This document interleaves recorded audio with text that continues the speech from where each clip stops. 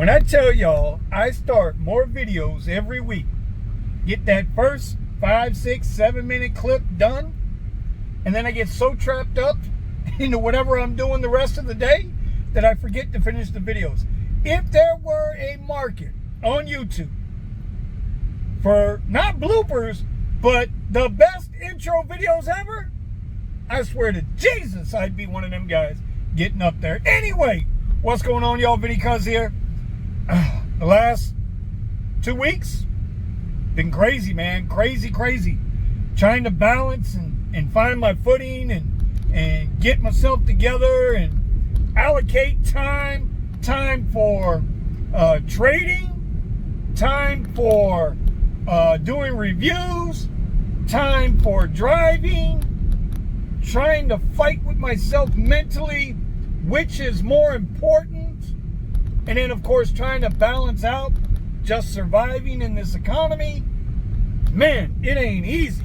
I swear to Jesus, it ain't easy. I'm out now. It is Tuesday. It's 3 o'clock. I did not work yesterday. I was so damn exhausted.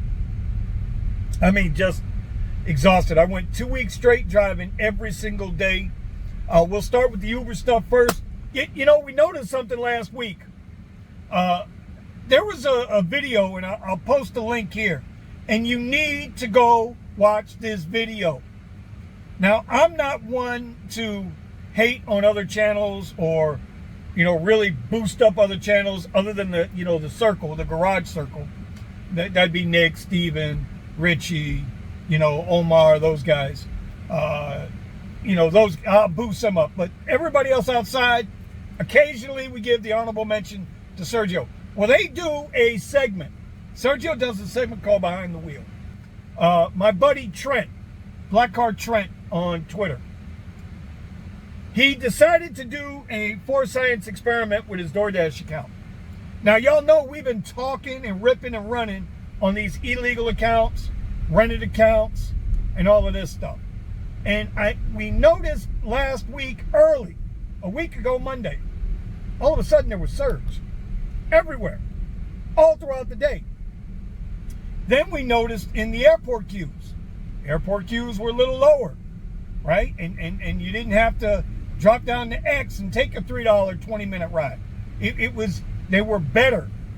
And you were able to get in the queue and get a ride and get out the queue. And on the streets, you were getting $3, $4, $5 extra on a ride. Hadn't seen that in years. And I said that right. Years. I heard somebody a joke this morning on another channel says, oh, we're back to 2019 levels. No, we're not. We're not back to 2019 levels on pay yet. It's quit bullshitting people. Anyway, trying to figure out why. The first thing that came to mind to me was, okay, we got Taylor Swift in town. This is a Taylor Swift reaction. But then I'm like, well, that don't make no damn sense. Because Taylor Swift isn't until Friday, Saturday, Sunday. Right? Big concerts at Hard Rock Stadium. And, almost 500,000 people went to see Taylor Swift. That's awesome. Not my cup of tea, but God bless them. It was good for our economy here in Miami, Fort Lauderdale. But why would that start on Monday? Okay, maybe they need more drivers. But then Tuesday came. And then Wednesday. And then Thursday. And I'm looking at my thing and I'm like, holy shit. I'm making about, 15, 20% more all of a sudden. So I was talking with the guys in the group, and I was like, okay, they must have cracked down on the illegal accounts. I figured that's all it could be. Now, I noticed about a month ago, Uber kept asking me at the most inconvenient times to, take a picture, verify my account. I'm okay with that now. Now I'm okay with it. A year ago, I was pissed off. It was annoying. But now I'm okay with it because I have a high acceptance rate, right? And we know that those accounts that are being rented out, or the illegal accounts, right, with people that shouldn't be driving or aren't on the platform, so to speak, they have damn near 100% acceptance rates because they don't want to get verified. Because every time they get verified, they got to run back to whoever gave them the account and snap that picture of the face. So, a couple things with this. Friday, Saturday, and Sunday, were really, really good days. Now, I put in a shit ton of hours, but the money was there.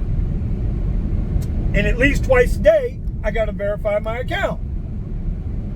So that means to tell me that Uber, the entire time, and Lyft also, the entire time, has had the power to get rid of these illegal accounts.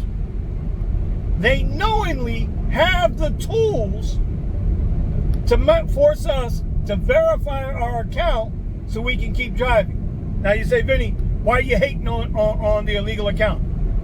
Fuck that.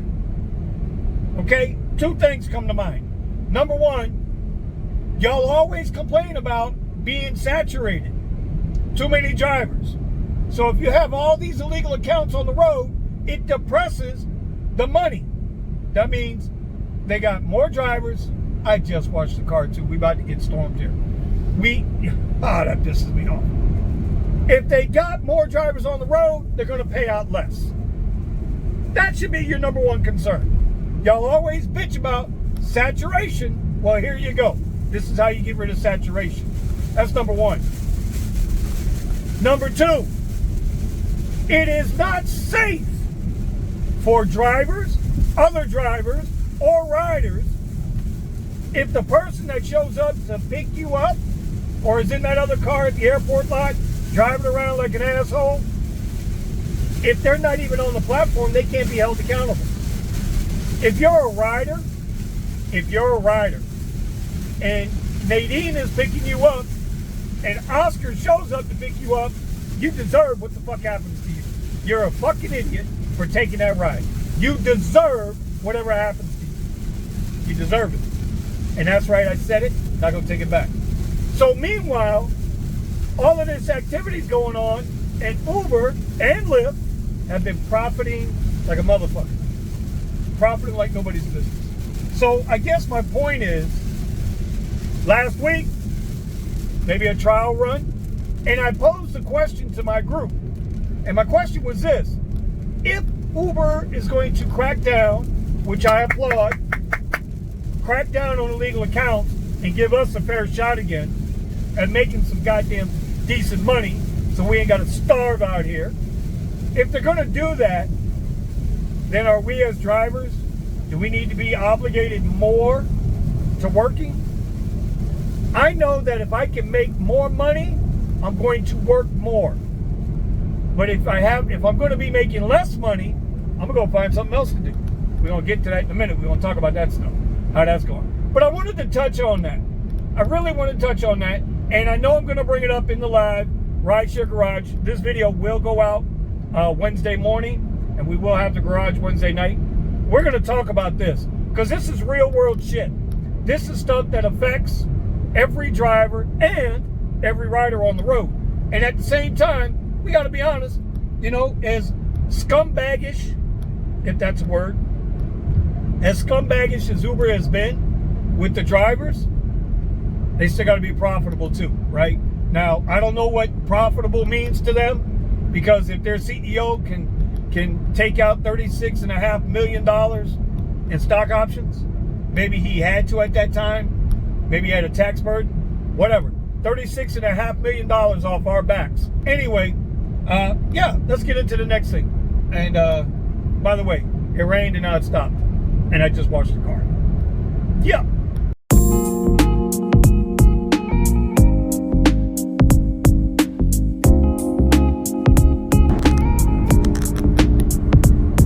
So, what's been going on with my trading?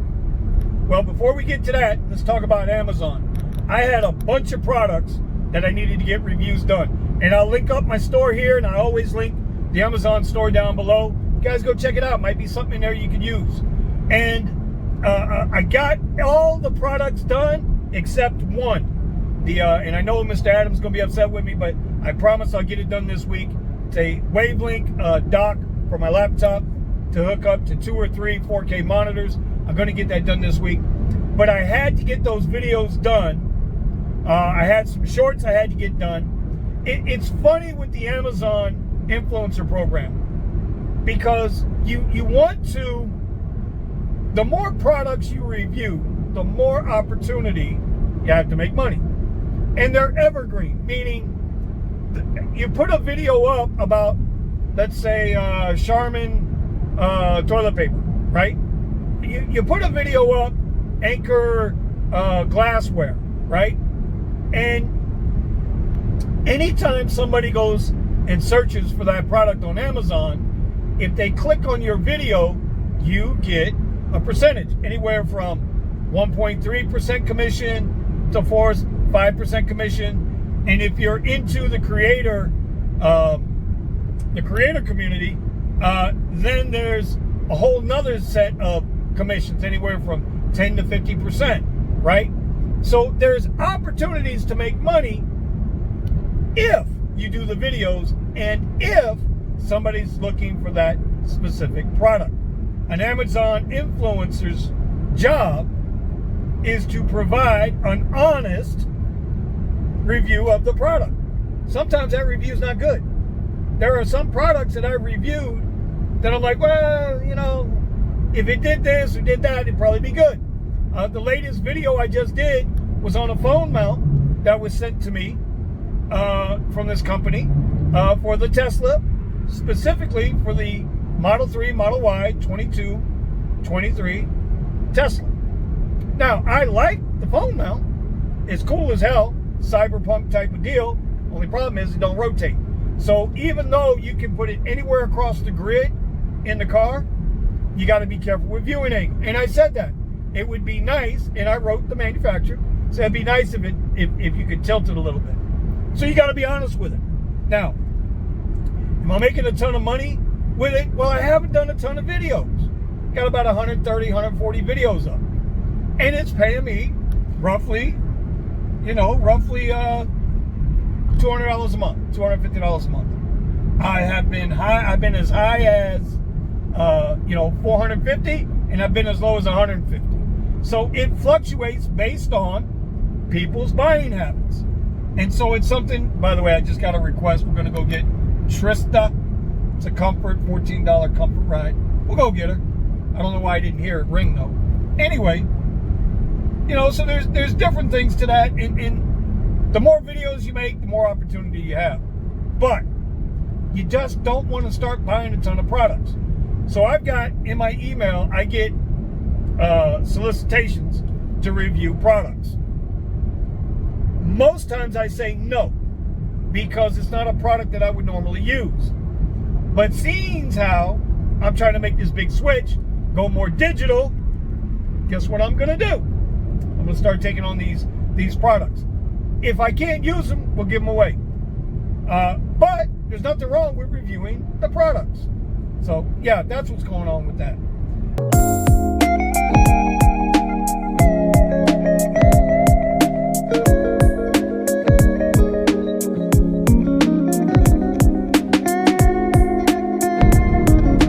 All right, so just as I got off the video here, Trista decided to cancel. Guess I was taking too long to get to her, right? So then I'm like, okay, no problem. I driving, 30 seconds later, guess who comes back with a request? Trista. And now it's paying me less because I'm a little closer. So I'm chasing the acceptance rate, right? I'm at 88%, don't want to give that up. So I accepted the ride, and I ain't gonna lie, I canceled it. I got room on cancellation. Right, I think I'm at like 2% cancellation. Canceled that shit and turned off Comfort. You know why? Because I was already on the way. And now it wants to pay me less money for that same trip and forget that I just spent the last mile and a half trying to drive to them. See? Not my worry. Anyway, moving on. Yeah, don't take this shit personal. These riders, they don't care. And it's obvious. They got no problem riding with Oscar when it's supposed to be Nadine picking them up. Whatever. Most riders aren't like that, though. Most riders are pretty good people. They'll wait on you. You do what you got to do. But now Trista can fucking walk. Anyway. Yeah, I said that. What's going on with my trading? Interesting. So I told you guys I was in a prop account, right? I started a prop account. And I'm following Eddie's footsteps. My Funded Futures. I do not have a code for them. but I will link them up down below. There's no code for it, but if it's something you want to try, hell, give them a shot. Prop accounts are basically you pay to play. They're not, they're like demo accounts, but it's leading to something. It's not like a paper trading account. Paper trade account doesn't lead to anything. You've got no skin in the game. You can reset, 20 times a day if you want to. With a prop account, during the evaluation or challenge, or because they all call it something different. They give you whatever account you decide you want to try to go for. $50K account, $100,000 account, $150,000 account. Which there's some stuff in there I don't understand either, because why? If I get a $50,000 trading account, but you have what they call daily loss limits, so you can only lose so much money in a day, which with my funded futures I think is $1,200, right? So I could go $1,200 in the hole in one day and they won't close the account. But once I drop $2,500 total, right, off $50,000, so if I get below $2,500 of my opening daily balance, or not my opening daily balance, my bad, my highest balance, right, then the account's blown. So let me explain what that means. If on the first day that I trade this account at $50,000 and I make $100, now my total drawdown would put me at $47,600 because I made $100 in profit. You understand? So it kind of slides up and down. There's a lot to it. Reach out. We can chop it up and talk about it. Anyway, I can turn back on comfort now. Anyway, so the first account, the first week, I was up $1,200 in profit. I was like, okay, I'd never traded futures before, never practiced trading futures. It's completely different. Y'all know, if y'all been following my channel, I love to trade Tesla options. I've had a lot of success in the past with Tesla options. There's plenty of volatility. My system for trading Tesla, the options, it's very, for me, it's very easy. I'm not saying all my trades go my way, because you can't predict the market, but a hell of a lot more winners than losers, and the profit margin was there. But as y'all also know, been through a lot of shit, so my money ain't there, right? So I have to go the route of these prop firms. I'm trying it. I see the result. I see what it can do. If I can get there, then I can find success. But let me tell you, trading futures, not easy. Not easy at all. Anybody who tells you it's easy is full of shit. And the other thing about trading, listen, the way Eddie trades, ICT, isn't necessarily the way I trade. There's some stuff with ICT I like.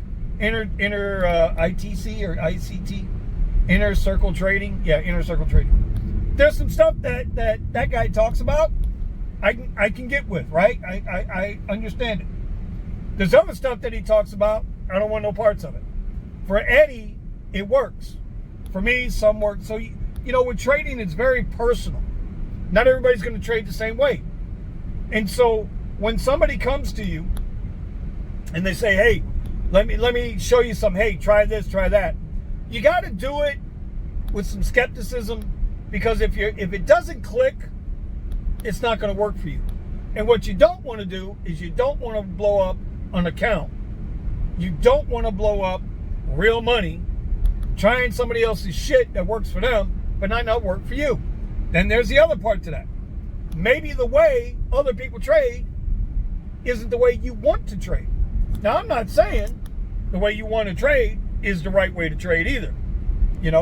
It's a trial and error. This is why it takes time. The shit is not overnight. It's just not.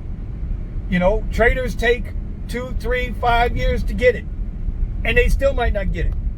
So anyway, I blew up that first account the next week. There was a lot of chop in the NQ. NQ is NASDAQ. There was a lot of chop in there. It was ranging, and I was ass backwards the whole time. So I shouldn't say a week. It took 2 weeks to blow that account up. So I went from plus 12, You guessed it. Gave back $2,500. Count was done. I reset it. And we're currently at, I don't know, like plus $37, $38. Because now I'm gun shy. Yeah, now I'm a little gun shy. So now I'm trying to make sure, hey, don't make that same mistakes. That's what trading is. That's what driving is. That's what Amazon Influencer Program is. That's what all this shit is that we do, right? The thing is, though, and this is the point, the thing is once you understand it, once you can accept certain disciplines that you're not always going to be right, you might start to find some success. I suggest to any and everybody, if you're going to take on these kinds of challenges, you got to be so damn disciplined, it's not even funny. And trust me when I tell you, not even the person you sleep with is going to get it. They're not going to understand what you're going through. It's not meant for them. It's not their journey. It's your journey. You got to figure it out. I know this much. Driving Uber ain't going to last much longer. You can see Uber's throwing shit at the wall. Now they got some kind of Uber Rivian, right? I don't know how you get in bed with Rivian when Rivian is damn near bankrupt. They make a beautiful vehicle.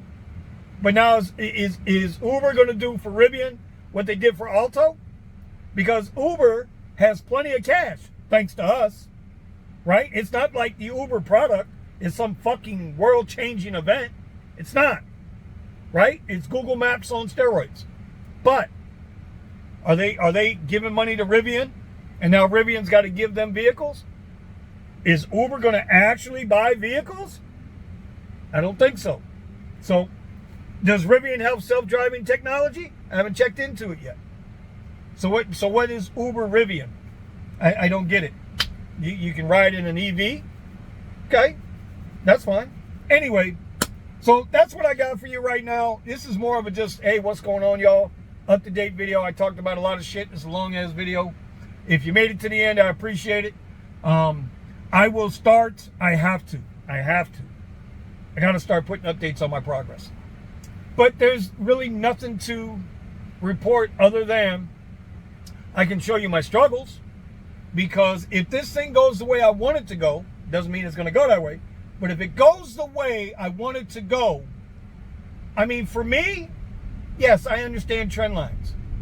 I understand support resistance. I understand buy zones, sell zones. I understand all that.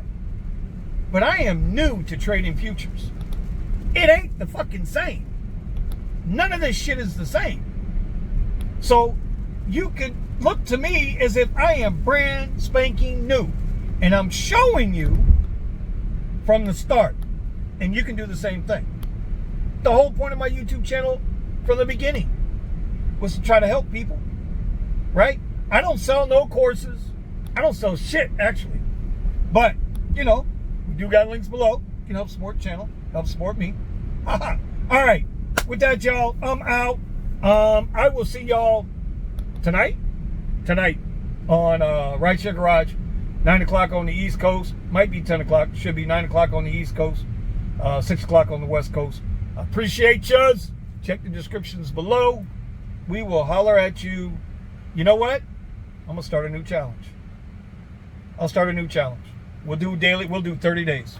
How about that? Okay. Peace.